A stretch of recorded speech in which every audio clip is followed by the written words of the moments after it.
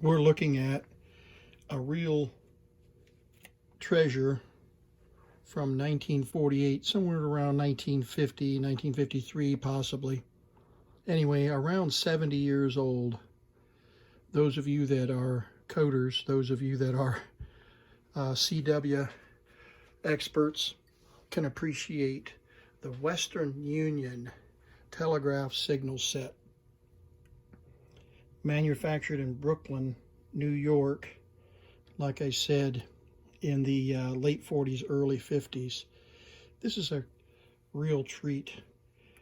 I had something very similar to this when I was a kid, but not the entire set. I only had one unit, and I tried to learn CW.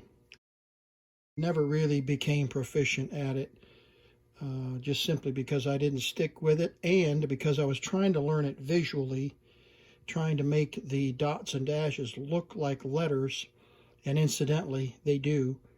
But that was a big mistake, because you can't learn an audible code visually and be proficient at it. You might be able to do it at 2 or 3 words a minute, but when you get up around 5 to 25, it has to be learned by ear. So anyway, I wanted you to see this real treat, the Western Union Telegraph signal set, and notice the moniker there along the bottom of the box. It buzzes, it blinks, it clicks, and it certainly does do all of that. So let's take a look at the Western Union Telegraph signal set. The box on this little treasure is in beautiful condition, and it was originally designed to pop out and fold up on a shelf, like for merchandising, and that's not been messed with. You can see the perforations have not been torn, so that's good. That's a good thing. But the box is in beautiful condition. Even the instruction sheet and operator's manual is included, and also 2 Western Union telegram forms. And these are copies of original Western Union telegram forms. I looked these up online. It has a place for a check for accounting information, time filed, and some of this other data here. I'll zoom in and let you see what these look like. Send the following telegram, subject to the terms on the back hereof, which are hereby agreed to. Well, there are no instructions on the back, but take a look at the Western Union Telegraph by A.N. Williams, President. So the instructions come, and it buzzes, it flashes, it clicks.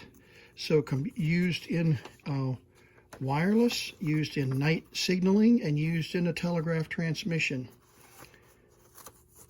So it has a bulb, it has a buzzer, and it has the ability to connect to each other. So here are the instructions. And some code. And the cue signals, which we use in ham radio yet today.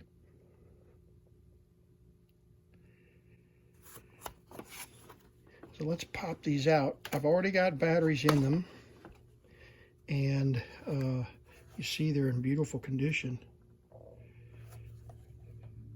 A few nicks and scratches, but hey, you get to be 70 years old, I expect you'll have some nicks and scratches too. These are AA battery converters for D batteries, so ordinarily you'd put big chunky D batteries in there, but I used the A batteries instead. AA batteries, excuse me. So both of these have batteries in them. You can see the printed circuit. It's tin cut, and then all these rivets, everything's riveted together. There's the sounder or the buzzer and the light bulb socket.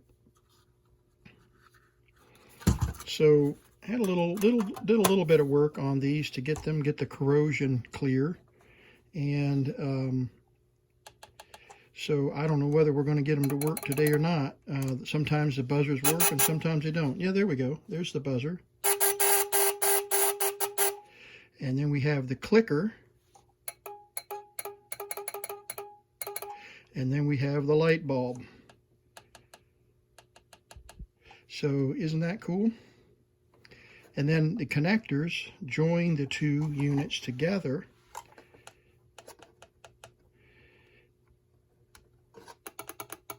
Clicker and buzzer. So there we go. Let's just for kicks, let's connect them together.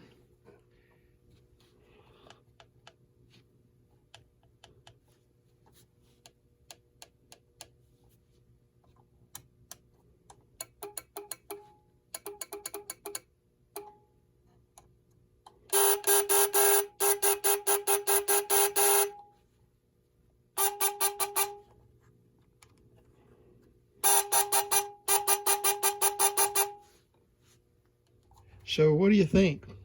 What do you think of the Western Union Telegraph set? Pretty sweet little find. You can find these on eBay. They're not terribly expensive, but they're hard to find in such good condition, and also hard to find as a pair. So I stumbled on this at a Hamfest recently, and before COVID hit, and just grabbed this up. I think I paid $10 for it, and I think one of these in poor condition on their own is selling for about $20. So I don't know what this set would cost on eBay, but in any case, thought you guys would find this to be a great little treasure to put in on your shelf and show off to all of your friends and your neighbors.